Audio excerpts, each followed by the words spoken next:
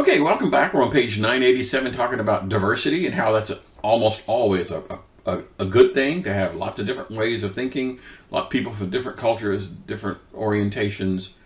It all provides a different way of looking at things. I will tell you, I had this one job one time where this woman hired almost all of her employees from her own church. And so everyone looked the same, acted the same, and it was kind of weird.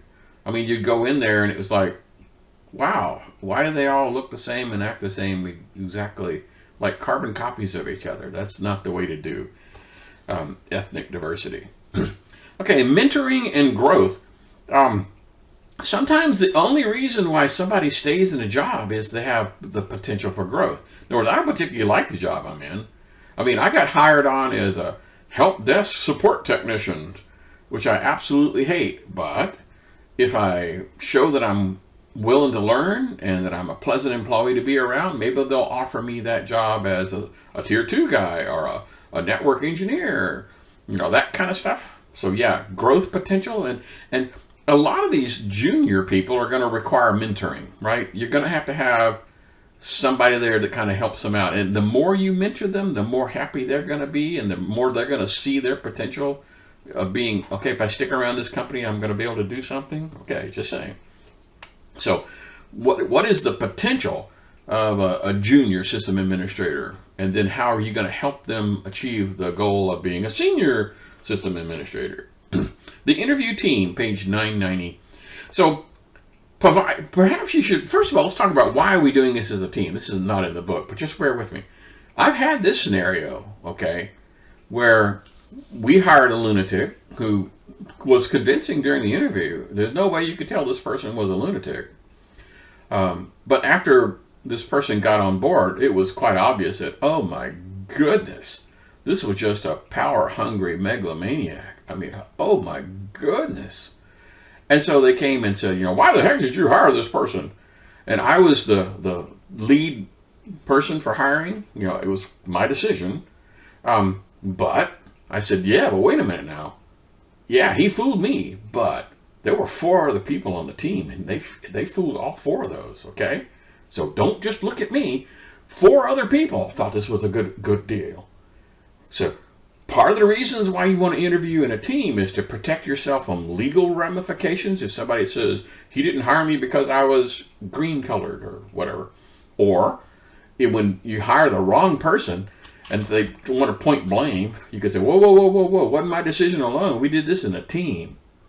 Okay, just saying. So yes, spreading the blame is a good reason to interview in a team. And I've been to court. I've had to testify on why we did not hire this one particular person. And I explained the procedure, how we cut down the field to 5 employees, 5 candidates, and how we did this, and we scored them. And, I had to explain all this thing in a court case on how this all worked out. And so, yeah, if I had been the only supervisor, then that would have been really, really rough. But instead, it was like, I was just one member of a team. Okay, good. Now, let's get back to the book. So they're talking about perhaps you should change things up so each member of the team kind of gets a certain section. Like, hey, you're going to be asking them about network stuff. And Bob over here, you're going to be asking them for security, and Sue, you're going to be asking them about this kind of stuff. So kind of break up the task so everyone has their own little piece. That works great. Okay, so one more time, if I ask you in a test question what was the good reasons for interviewing in a team, what would you tell me? Okay, good. I'm glad you're paying attention. So involve the candidate. There's a shaded area on page 991 where, first of all, you don't ever want to have the interview be just one-sided. I ask questions and you answer, and there's always the question at the end, like, okay, what questions do you have of us? And they can say, well, what about this and what about that? And sometimes those are very illuminating. You can tell, for example, if somebody is, very, very much about money. They'll talk about, what about benefits and stock options and, what about this and what about that? Other times it's all about, I've got a sickly child at home and, how liberal is your leave policy? Is there any work at home opportunities? Lots of good stuff happens during the interview. Okay. So having said all that, they talk about trying to get to know the candidate. They say, oh, okay, let's just go to, this is like the last round of interviewing.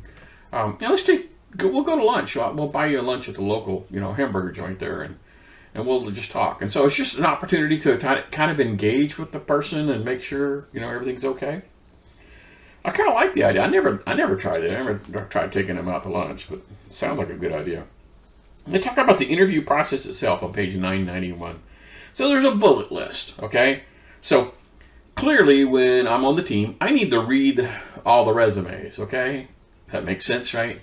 So when they come in, I don't have to ask them, well, where did you get your degree? Or what's your degree in? Because I already have all that information, right? I'm wasting time. Be prompt for the interview, right? I mean, if you're the one coming in, don't be late, for goodness sake. I mean, I tell the story about I was hiring a project manager, and the whole point of a project manager is time management. That's like 90% of the job. And the person showed up late, and I went, ain't no way in heck I'm hiring this person. No way. Turn off cell phones. You don't want to have any interruptions during the interview process. Show some interest in what they're doing, okay? Right? Just saying. Have team questions. You're going to be asking them about this.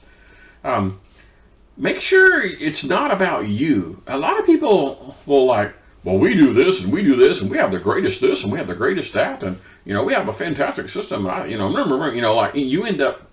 It's sort of like if this was a court case, you'd be like leading the witness. It's not your job to testify. It's your job to solicit information from them. You're supposed to be, questioning the witness, not telling them a story. Although they do that on court TV all the time. Kind of ease into it. They're nervous, right? So ask them some softball questions. Nice, easy. Well, what about this? And how'd you do? And just and then after they've kind of eased up a little bit, then you can start asking a little bit tougher questions. Okay, don't dwell on their limits. Okay, if they say, no, I'm sorry, I don't know anything at all about programming, you go, not a problem. Okay, and just move on. Don't say, well, what about this programming? Or what? Don't make them feel bad about their own limitations. Just move on. And then identify your concerns. It's like, okay, thank you for interviewing with us. I'm a little concerned that you're lacking this and this and this. I would recommend you should go get a certification for the next time you come and interview. Okay. And one of the things that's the worst is you're not really trying to sell the company. You're not really trying to advertise how great you are. So, we're the greatest at this and, we have this, it's like, some of it is okay. Like, we're a young, eager company and, we have great growth potential. We're going to be around a while is what you're basically saying. But not talk about, our products are great and, the product that we released last year had all these features. Come on. They're not, don't do a salesman job on them, okay? Just saying. All right. So let's talk about the technical interview, right? The technical interview, page 994. So do they have the right skills? Now, this is kind of tough. Problem-solving skills are probably more important than technical. Well, okay, maybe not more important. Equally important as the technical skills. Like, do you know how to diagnose a problem? And there's all sorts of lead-in questions. They get some pretty decent examples. Talk about, if your car doesn't start, what do you check? Oh, well, I check the battery, I check the gas gauge, check this, check, that kind of stuff. And so ask questions about, explain why this, not true, false kind of questions. It's not a quiz, okay? And for God's sake, stay away from the dang puzzle questions. Those are just designed to annoy people. It's like, okay, in programming jobs, they're often throwing these god-awful puzzle questions. Like, write me I want to swap the contents of variable A with variable B, and I only want to do it in 2 steps rather than 3, figure this out. Or, it's one of those, the train leaves at Chicago going 80 miles an hour. Come on. That's not what this is about. Don't try to stump the chump kind of questions. Okay? All that does is make them nervous. And what do you gain out of that? It's dumb. Anyway, they talk about some halfway decent questions and some horrible. Of course, the horrible ones are stupid, but just bear with me. So here's a stupid example. I mean, do you know C++? Yes. Do you know how to set up a Microsoft Exchange server? Yeah. Do you know Apache? Yeah. You know PHP? Like, come on, right? That's just dumb. Okay, this is purely hypothetical. No one would do that. So here's an example of a slightly better one. You know, what was the longest C++ program you ever written? You know, what made C++ best language to use? You know, why did you use that language? Why didn't you use Perl? You know, what about outside of school, and what might you choose? And, you know, this is some decent questions. You know, when I ran Apache, I see a lot of stuff, but what do they, you know, that kind of stuff. Anyway, these are just hypothetical, but you get the point.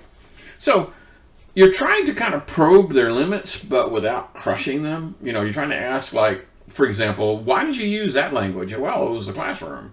Okay, well, outside of the classroom, why would you choose it? And it'd be like, I don't know.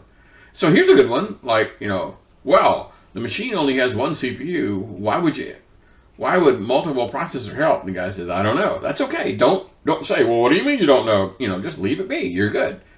You're trying to not crush their ego. Okay. Asking the candidate to rate their own abilities, their own skills, that's actually pretty decent. There's a shaded area comment on 998. But to tell you the truth, most people, not everyone, most people will tend to downplay their skills. In other words, they're slightly reluctant to say, yeah, I'm pretty good at that. Okay, now not everyone. Some people are just out and lie. Oh, I'm the greatest. I'm the best. I can do everything. I can leap tall buildings with a single bound. But asking the candidate what their strengths and weaknesses are, that's actually a pretty decent interview question. Okay, the non-technical aspects, page 998. Soft skills, right? People-oriented stuff, like how well do they get along? This is where you ask questions like, think of a time when, you know, your car didn't start, or that kind of stuff, right? You can kind of get work habits, you know, like, do you often stay late, or, you know, do you take work home? You know, that kind of stuff. You just ask them about, you know, do they show up on time? You know, just, you can get an awful lot about their work habits. Again, you know, if I'm back to the story about hiring a project manager. If they're late on everything, like they wait till the very last minute. Okay, I'll use school as an example. If you wait till the very last minute to do an assignment, that pretty much well means I am not going to hire you as a project manager, okay? Because I know your work habit. You're a procrastinator and you wait for the very, very last minute to do something. Yeah, you're not going to make a good project manager. Okay, back to the story. So ask them about their, you know, I used to ask, of course, this is kind of an old interview question, but back in the day, I would ask, do you have a computer at home? I mean, everyone has a computer at home now. And then I said, oh, what kind of computer you got? Oh, well, I got this and this and this. And, you know, hey, well, where'd you get, you know, do you do gaming? And, you know, just ask them about their general knowledge of computers. I mean, if all you have is, you know, some goofy little tablet, and that's your computer is, you know, some, you know, iPad, and that's it. Okay, that tells me a lot. Okay. All right. Selling the position. I mentioned you're trying not to sell the company, but you are trying to sell the position. So page 1000. As long as you didn't humiliate them during the interview, you can go on to this next step. So ask what parts of the system administration things that they're actually interested in. Like, okay, so you've been a system administrator at company XYZ and you're contemplating switching over to us. You know, what things did you like and what things you did not like? Where would you like to be going in your career? You know, ask personal questions like, you know, is this what you're planning on doing for a living? And how would you like to grow? And is there anything we can do to, you know, make this job a little better for you? That kind of stuff. Yeah. You are trying to sell the position. Okay. Retention, page 1000. So motivation is a highly personal thing, right? So you could have a very motivated person and then all it takes is one bad boss and all the motivation goes out the window. You got to be careful. Okay, we're coming up on the 15-minute mark. Doggone it, you guys know how this works.